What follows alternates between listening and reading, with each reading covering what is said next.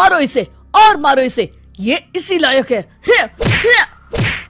अरे मारो यार।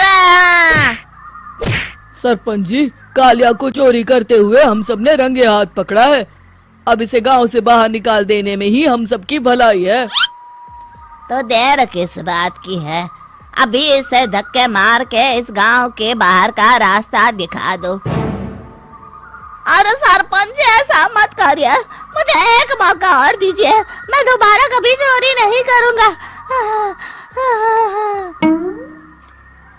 लेकिन गांव वाले उसकी एक नहीं सुनते और उसे मार मार के गांव की सीमा के बाहर निकाल देते हैं। मेरी कमर दर्द के मारे मेरी जान निकली जा रही है। कमबख्तों ने जम के धुलाई की है मेरी। अरे भगवान करे इनके गांव में भूचाल आ जाए, धरती फट जाए और सब गांव वाले उसमें समा जाए। चलते चलते कालिया जंगल में पहुंच जाता है। उसे वहां एक प्रयोगशाला दिखाई देती है। अरे इस जंगल में ये अजीब सा दिखने वाला घर किसने बनाया है, चल कर देखना पड़ेगा। कालिया प्रयोगशाला के पास चला जाता है। दो वैज्ञानिक प्रयोगशाला में बातें कर रहे होते हैं। बधाई हो डॉक्टर चमन, आखिरकार हम दोनों ने मिलकर एक ऐसी घड़ी का आविष्कार कर लिया है जिसे पहनकर कोई भी इंसान गायब हो सकता है।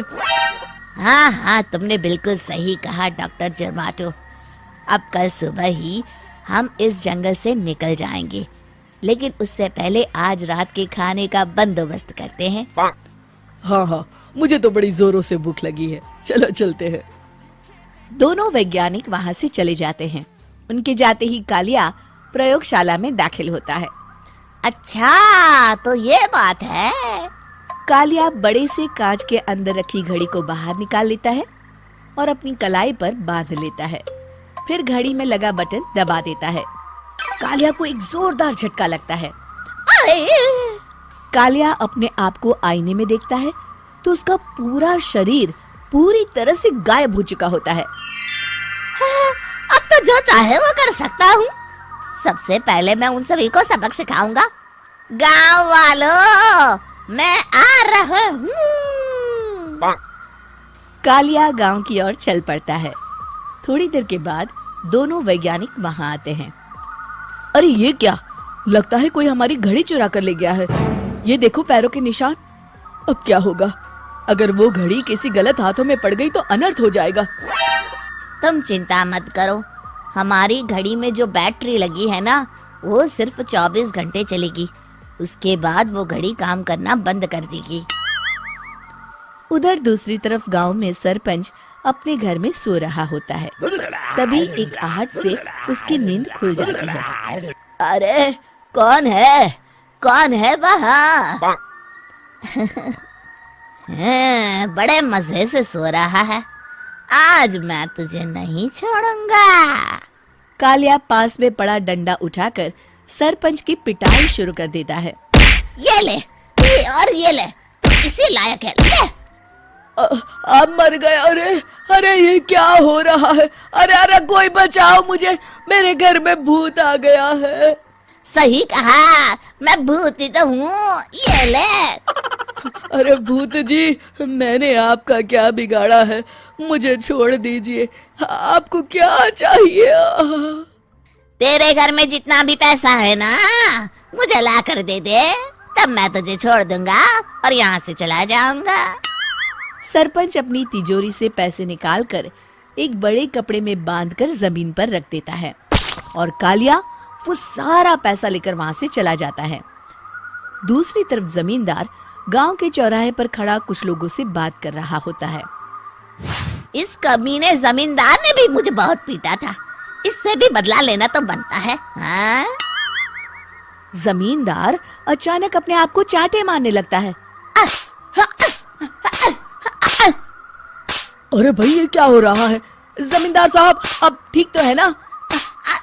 अरे मुझे नहीं पता भाई।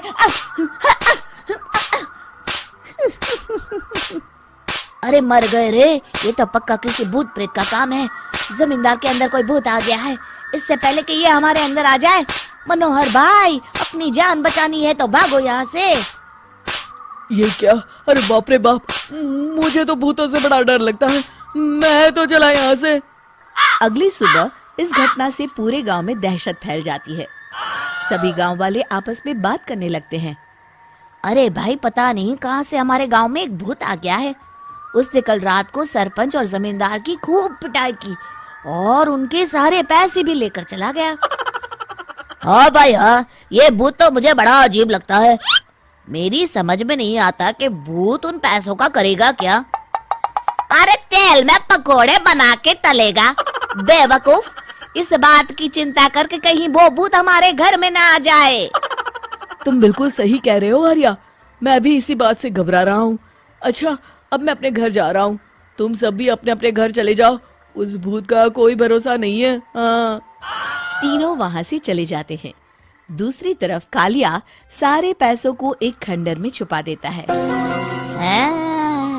इतने सारे रुपए तो मैंने अपनी पूरी जिंदगी में एक साथ कभी नहीं देखे। इस तरह कुछ दिनों में मैं अमीर बन जाऊंगा। आज मैं उस मोटे बब्बन को अपना शिकार बनाऊंगा।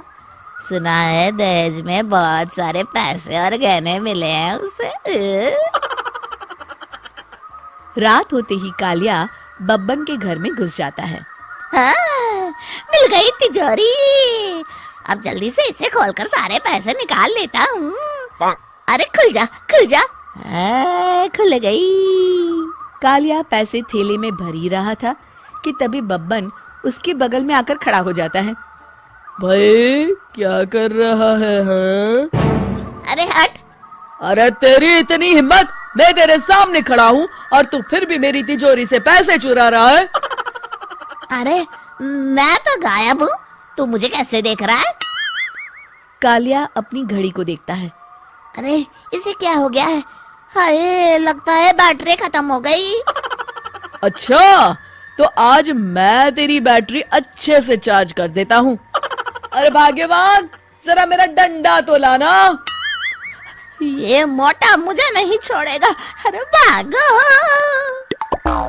कालिया भागकर घर के बाहर जाता है। बाहर सभी गांव वाले हाथ में डंडा लिए खड़े होते हैं।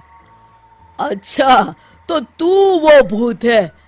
मुझे माफ कर दीजिए सरपंच जी, मैं आपके और जमींदार जी के सारे पैसे लौटा दूंगा और आज ही हमेशा के लिए ये गांव छोड़कर चला जाऊंगा। शिक्षा, बुराई ज्यादा दिन की मेहमान नहीं होती, एक दिन उसका अंत हो ही जाता है।